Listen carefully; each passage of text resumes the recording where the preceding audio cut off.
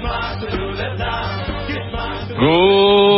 morning, Rabbi Isai. Yesterday we had a great story of Yalta, the famous Yalta. I think she once broke 400 barrels. She was upset at her husband. Yalta and Rav Nachman.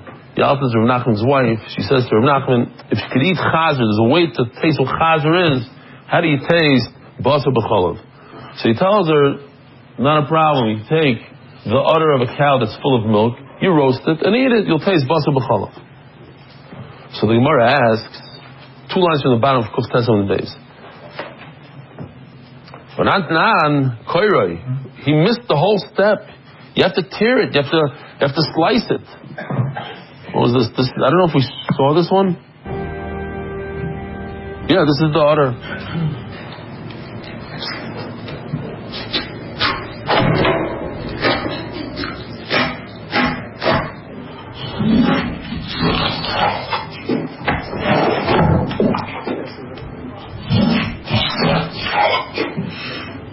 Shasi Be'erev. B'toch B'koisel.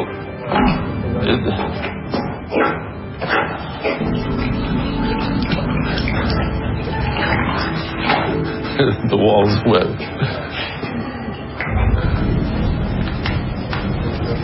It's a little bit of a cross over there. Okay. Yeah, I know, but maybe we could, I don't know, maybe make it an X or something. Fine. But not non-koiroi. What happened to the tearing it? I'm not sure this whole Shasi Be'erev and the take of the Kreisel, that could be for other stuff, but tearing it. Says Gemara, Ulik Deira, very good. If you want to cook it, then you have to tear it. Why? Because when you cook it, the milk goes out, the milk will come back in. Once it leaves the udder, then it becomes aser. When it's in the udder, so again, somebody came over to me after Shir yesterday. There's a little bit of a confusion. If the milk is in the udder and you roast it, it's mutter to eat. We're going to see another shita, but that's what we're learning now. I will look there.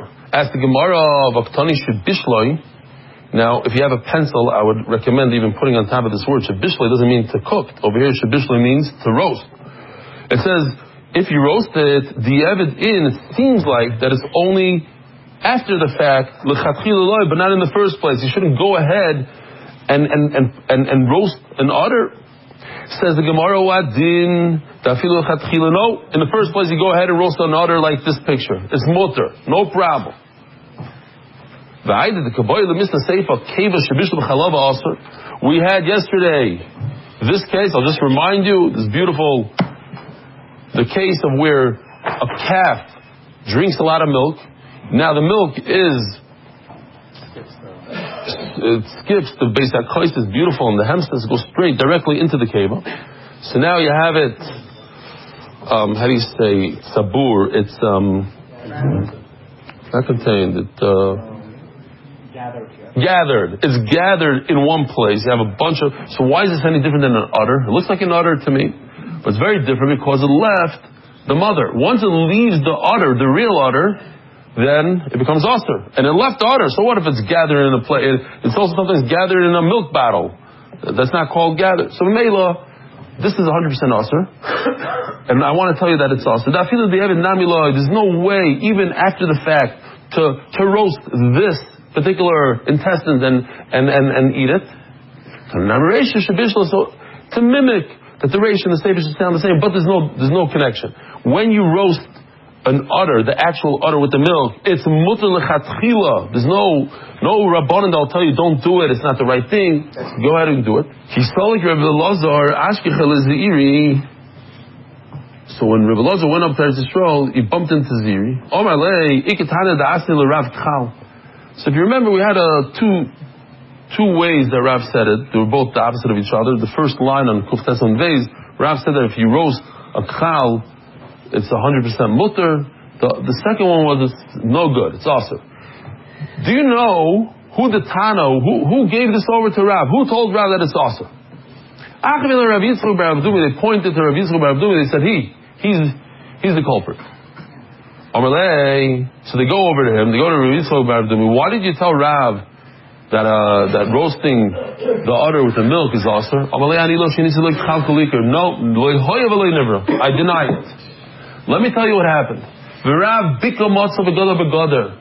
He found an open field. He found a valley, which is wide open. And when you find something that's wide open, you have to enclose it. You have to make it together. That's what Chachamim do. They make the karnas. What happened? The Rav Iko the flapush, the tatlush, the tatlush. Rav has to go to tatlush. He bumps into a woman. He overhears a woman telling her friend, "Riva the bistro kama chalava boiler." Do you have the recipe? I'm now making a roast for my husband. How much milk should I put into the roast? Rav almost fainted. Two Yiddinas, Yirei Shamayim, normal women, talking mamish tusim. How much milk to put into the meat? What's going on here, Omar? So Rav said, that's it. Omar, like, Gemir, the boss of Chalavasa, what's going on here? This place, they don't even know that you're not allowed to cook like this. He stayed around there, he stuck around, and he made sure, because he says, you know what, I'll be like the Rambam. The Rambam says, if you want to get to the middle, and you're all the way to the left, you pull the tree all the way to the right, and maybe it'll bounce down to the middle. You don't tell people, it's usher, you say, even the things that are mutter, even the udder in the milk, which is mutter to roast, I'm going to make it ister here. It's Xer Rabbanon together because people don't know. Maybe it even started, who knows if it started because her mother roasted udder with milk, so she thought in her head, you're allowed to have milk in the meat. What's the difference? A udder, a hamburger, it's all the same. If you roast it, you roast it. So you know what? We're going to ask her today. We're going to ask her all udders and milk. Rav Kahana Masnachim. Rav Kahana says, yeah, that's exactly what happened. Rav Yosi bar Rabba Masni, no, Kal Shemi Niko Shenisi Loi. Umipulsha Reb Chia, Shonali Kal Stam. Reb Chia thought that he's talking to Rav, okay? He's not talking to Eli Stefansky, he's talking to Rav, the Golad Dar. Later on became Golad Dar. Reb Chia was his Rebbe who wrote the Brises. So he's telling him, hey, you should not cook the cow. He figured there's no reason for me to waste words over and tell him, I'm talking about a nursing cow. It's pashut. Rav should have understood this on his own. Anyway, so because he was so sharp, sometimes a person who's sharp doesn't realize what other people don't understand. He thinks everybody's on his level, and he says things. But Rav didn't get it.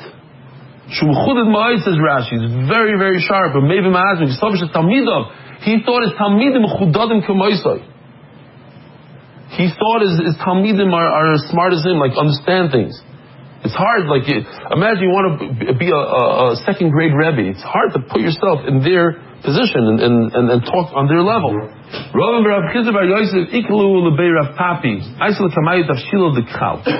Story time, Rabbi side. Two G'dolim, Ravin and Rav Yitzchak bar Yosef, they went to Rav Papi's house. So they served them this beautiful, it's hard to find today, they don't really sell it. Some people say it's illegal. Then he said, no, he used to sell it. Some udder with milk. Rav Yitzchak bar Yosef ochal. Rav Yitzchak took it, he started eating. Ravin lo yochal. Ravin refused to eat. Omer Abayo. Ravin takalo amay lo yochal. It's a very strong lashon. It's an interesting lashon. He says Ravin, who didn't have children, actually says he lost all his children.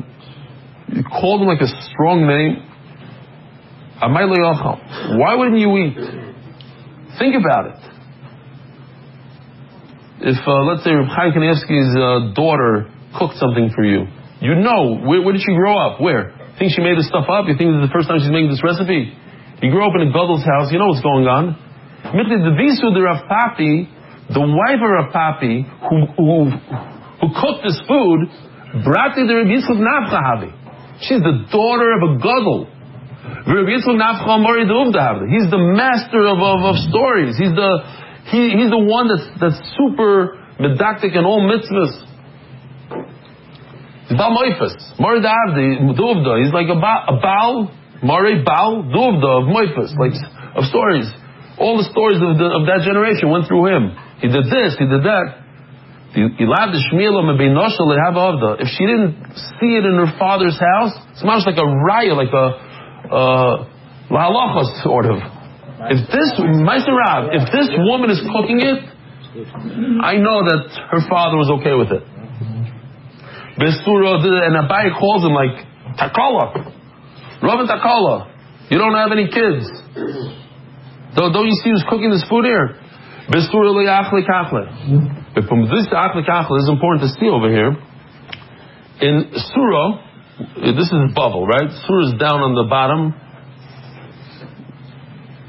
down south, and up north over here is Pumpadisa, at least on this map. So in Surah, they wouldn't eat it. It's important to remember this for the upcoming story. In Surah, they didn't eat it. In Pumpadisa, they ate it. Here's the story. Rabbi say, listen to this name. Rami, the son of a date. Rami bar Tabra. He happens also to be Rami bar Dekule. He's the son of a palm tree. So it's basically the same thing, almost the same name. One is taking the fruit of that tree or the actual tree. But let's call him Rami bar Tabra. Maybe Pumpadisa. He's from Pumpadisa. We said already that when you live in Pumpadisa, you eat chal. You eat the chal. And he traveled all the way down here to Surah. Boom. Okay. On the day, Erev Kippur, when everybody's eating, it's a mitzvah to eat. We learned, according to Reb Eli, that that was one of the 4 days that they would shech tremendous amount of animals. Aptinu kuli almo, they're in Surah. They don't eat the chal, so they all threw it into the garbage. Aptinu kuli almo lekalayu shadinu. They threw it out. Azaliu, so he goes into the garbage can. Naktinu achlinu. He found a nice chal in the garbage. He went and he ate it. So they bring him to Rav Chizda as a punishment. We have this guy. He just showed up here. What's going on here? He's eating chal. What's your problem? I come from Pumpadisa. Rav Yehuda eats it. When you come to a new place, the Mishnah in Tzachim tells you got to keep the chumras of the new place. And not only that, if somebody from Surah, let's say, goes to Pumpadisa, he cannot eat chal. He has to keep his chumras from his original place. You always have to go to the biggest chumrah. Don't worry about it. I didn't eat it inside Surah. I walked outside 2,000 amos. I ate it over there. Rav Chizda is grilling him, literally. Ubama Tfetino, and if you went out of the tchum, where did you find firewood?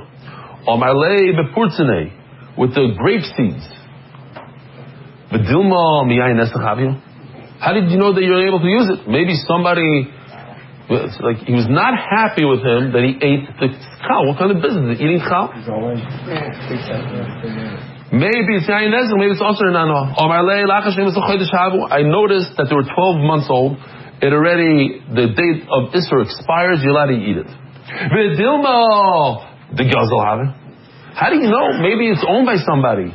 Who told you you're allowed to take it? Yish ba'elam hava. But they must have given up, even if it was owned by somebody. The katchabu chilfei. There's already growing grass on it. This is old stuff. Nobody cares about it. Rav Chizda doesn't give up. He's trying to find a hole here. I have a manach tefillin. In the time of the Gemara, people would wear tefillin all day. In Ikar Hadin, we're supposed to wear tefillin all day long. The reason we don't wear tefillin is because we're weak. We don't know how to keep a clean body. Maybe our machshavas. But people would walk in the street. Everybody would walk in the street, and it's a taina. He's upset at him. What kind of business is it? You're walking around, not today you walk with tefillin, you're a Meshugana, or you're a little Zilberman, okay, you're special, you belong in the old city. You're not wearing tefillin. Maybe it's a good excuse to give you a little bit of a lashing here. Why aren't you wearing tefillin? I have an intestinal problem. I have a bad stomachache. He's quoting his Rebbe again. I'm from Pumpadisa. Rav Yehuda is my Rebbe, and Rav Yehuda holds that somebody that has a stomach issue, he's sick, he's potem in tefillin. He noticed that he's wearing Dalit canvas. He's wearing tzitzis without tzitzis. He's wearing the beggar without the strings. Okay? Not an excuse. What's going on here? What kind of person are you? You're not wearing tefillin, you don't have tzitzis. This is a borrowed garment. Again, he quotes his Rebbe, two lines from the top of Kufiyud base. While Rav Chiz is trying to punish Romi Bar Tamer,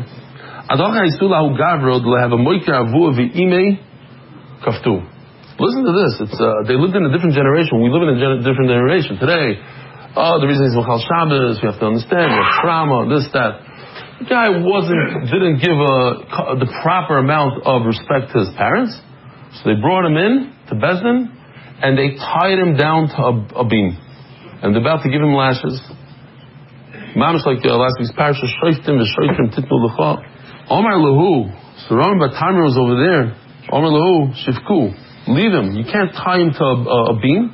The Sanya. The Torah tells you what the mitzvah, what the schar is.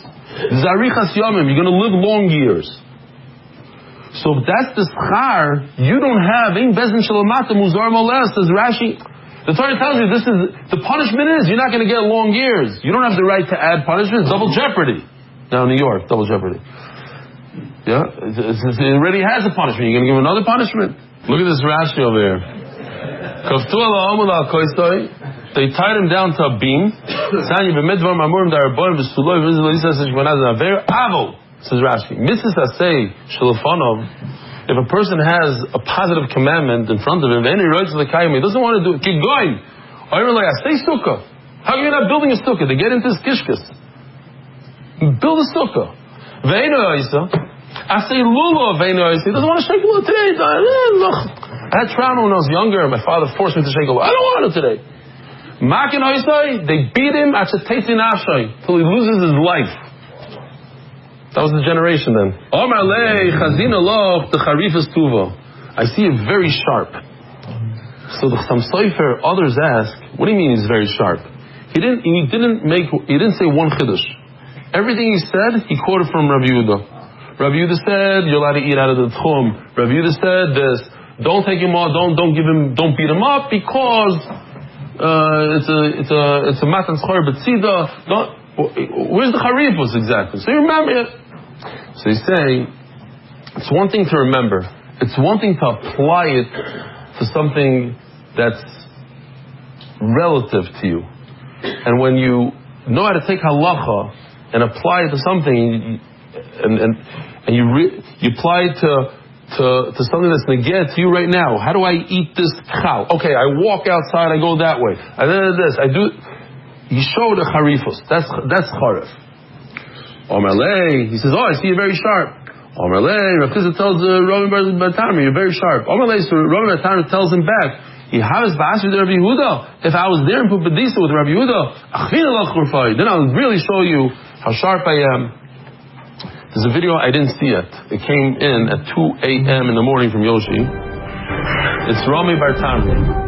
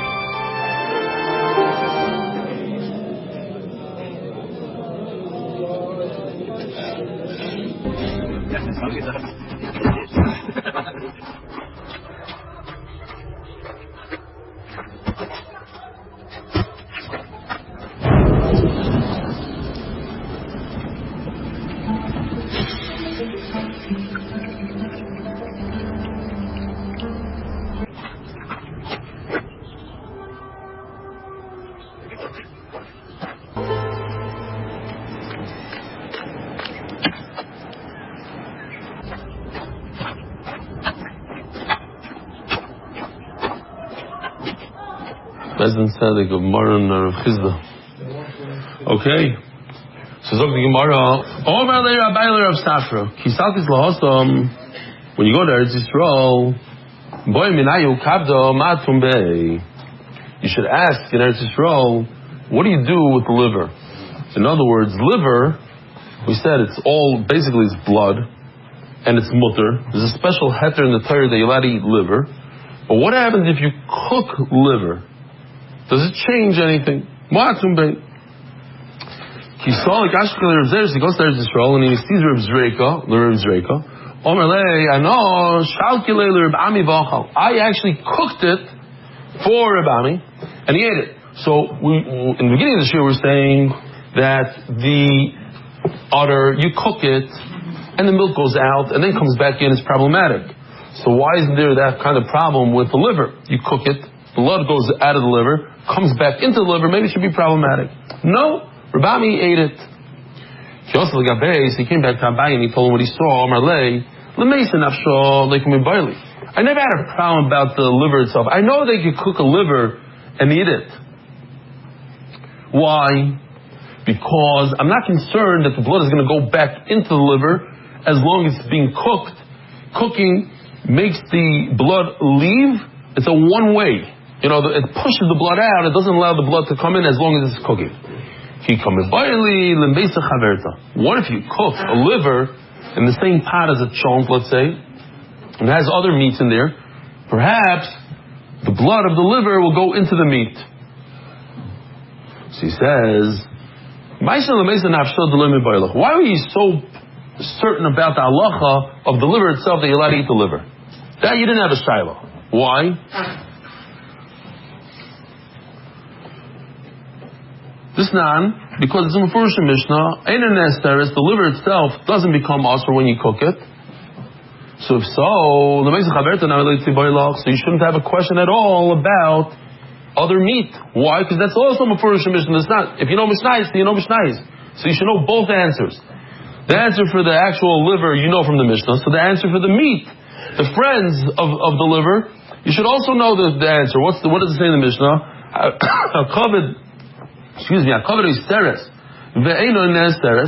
It makes other meat asur. It makes other meat asur, and it itself is not asur.